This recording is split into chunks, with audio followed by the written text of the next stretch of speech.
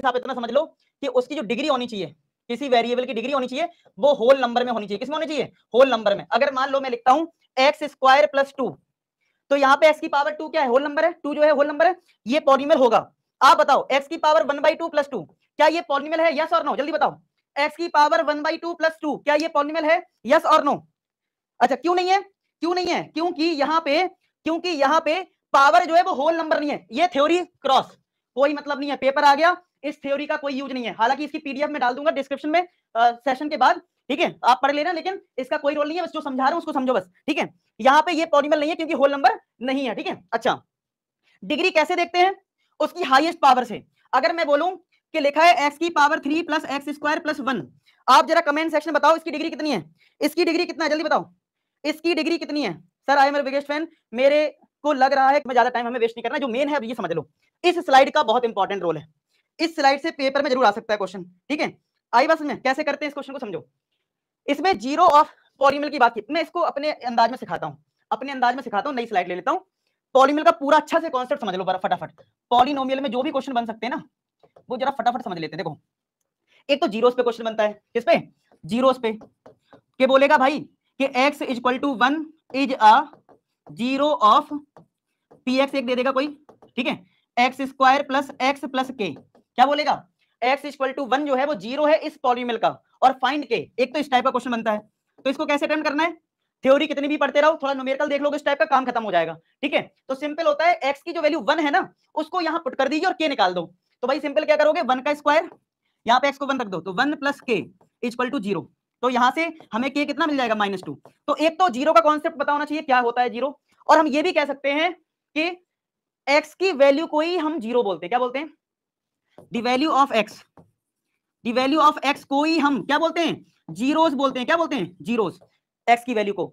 इसका मतलब जितने x आते हैं उतने ही जीरोस होते हैं, जितने x होते हैं उतने ही जीरोस होते हैं। तो ये जो पहला लाइन था, जो ये पहला लाइन था ना कि जीरोस क्या होता है, इसमें समझ में नहीं आएगा, मैंने जो समझाया वो समझ में आ गया हो, ठीक है। अच्छा, ये समझ में आता है। और क्या देखना है? और क्या देखना, समझो। अगर एक्स स्क्वायर, अगर मैं एक ग्राफ बनाऊं, ये मेरी एक्स एक्सिस है, ये मेरी वाई एक्सिस है, आप लोग कमेंट सेक्शन में बताओ इसके कितने जीरोस हैं? कितने जीरोस हैं इसके? नंबर ऑफ जीरोस पे क्वेश्चन बनेगा। किसमें बनेगा? नंबर ऑफ जीरोस पे क्वेश्चन बनने वाला है। नंबर ऑफ जीरोस पे क्वेश्चन बनेगा। कितने जीरोस है बताओ कमेंट सेक्शन में, कितने हैं? कितने हैं? 3 है ना, वेरी गुड। कैसे देखते हैं? जिनको नहीं पता वो समझ लें। ग्राफ जो है एक्स एक्सिस पे कहां कहां कट कर रहा है, कितनी बार कट कर रहा है, उतने जीरोस होते हैं। तो एक पॉइंट ये दिख रहा है, एक पॉइंट ये दिख रहा है और एक पॉइंट ये दिख रहा है, तो 3 जीरोस होंगे। एक कॉन्सेप्ट ये समझना है। दूसरा, अगर किसी पॉलीनोमियल की पावर n है, मान लो ये हमारी पॉलीनोमियल है px, अच्छा इसकी डिग्री कितनी है? इसकी डिग्री क्या है जरा बताओ, इसकी डिग्री कितनी है? बताओ जरा कमेंट सेक्शन में, इसकी डिग्री क्या है? इसकी डिग्री क्या है? डिग्री n है, ओके। तो इसके जीरोस कितने होंगे? नंबर ऑफ जीरोस कितने होंगे जरा कमेंट सेक्शन बताओ। ये इंपॉर्टेंट है, ये इंपॉर्टेंट है। नंबर ऑफ जीरोस बताओ इसके कितने होंगे? इसके नंबर ऑफ जीरोस कितने होंगे? कमेंट सेक्शन बताइए, कमेंट सेक्शन बताओ इसके जीरोस कितने आएंगे। हाँ बिल्कुल सही, इसके जीरोस n नहीं होंगे। जो बच्चे n आंसर कर रहे हैं रॉन्ग है। ऐसी अगर मैं आपसे पूछूं कि अगर एक्स स्क्वायर माइनस का 1 लिखा हुआ है, ठीक है, या मैं कहूं एक हमारे पास क्वाड्रेटिक है ax square plus bx plus c, इसके नंबर ऑफ जीरोस बताओ कितने होंगे? तो आप अगर आंसर सिर्फ 2 दे रहे हो तो गलत दे रहे हो आंसर। इसके आंसर होता है एटमोस्ट, एटमोस्ट वर्ड लगाना। इसके जो होंगे एटमोस्ट n जीरोस होंगे। क्या होंगे? एटमोस्ट n जीरोस, बात खत्म। एटमोस्ट n जीरोस होते हैं। अगर इसमें क्वाड्रेटिक है तो यहां पे भी एटमोस्ट 2 जीरोस होते हैं, ज्यादा से ज्यादा 2 होंगे या तो कम होंगे, ऐसी इसमें। समझ में आई बात? समझ में आ गई? समझ में आ गया? क्लियर है सबको? यहां तक क्लियर है? चलो बहुत बढ़िया। अगर यहां तक क्लियर है तो सारी चीजें जो थ्योरी में लिखी है ना, जो ये थ्योरी लिखी है इतनी सारी जो थ्योरी लिखी है उसका मीनिंग यही था। अब एक चीज मैं बताता हूं, अच्छा किसी डाउट आएगा सर ऐसा क्यों है? अगर x की पावर 2 है, x की पावर अगर 2 है तो x की पावर अगर 2 है तो 2 जीरोस होने चाहिए। ऐसा नहीं है, देखो अभी इससे पता लग जाएगा। अगर हमारे पास ये पॉलीनोमियल है px, तो अगर मैं इस px को जीरो करूं, यानी कि एक्स स्क्वायर प्लस 1 को जीरो कर दूं अगर, तो यहाँ पे एक्स स्क्वायर क्या आएगा? -1। अब यहां से तो x की कोई वैल्यू मिलेगी नहीं, क्योंकि किसी नंबर का स्क्वायर नेगेटिव होता नहीं है, तो no value of x, no value of x। इसका मतलब है यहाँ पे हमें जीरोस मिले ही नहीं, यहाँ पे हमें जीरोस ही नहीं मिले, तो no value of x, x की कोई वैल्यू ही नहीं है। तो यहां से हमें नंबर ऑफ जीरोस कितने मिल रहे हैं? नंबर ऑफ जीरोस हमें यहाँ पे कितने मिले? 0 मिल गए। यहाँ पे नंबर ऑफ जीरो 0 मिल गए। समझ रहे बात को? तो आप जो माइंड में आता है कि पावर 2 है तो 2 जीरोस होंगे, ऐसा नहीं है। कभी कभी नंबर ऑफ जीरोस नहीं मिलते हैं। समझ में आई बात? समझ में? तो नॉट पॉसिबल होता है। ठीक है, चलो आगे बढ़ते हैं और फॉर्मूले देखते हैं। अब देखो ये बहुत सिंपल सा फॉर्मूला है कि अगर आपके पास कोई क्वाड्रेटिक है ax square plus bx plus c, तो अगर एक जीरो अल्फा है और एक जीरो बीटा है तो बहुत यूज करते हो एनसीईआरटी में, जिसमें अल्फा प्लस बीटा जो है वो होता है माइनस का b अपॉन ए और अल्फा इंटू बीटा जो होता है वो होता है c अपॉन ए। ठीक है, अल्फा प्लस बीटा माइनस का b अपॉन ए, alpha into beta c upon ए।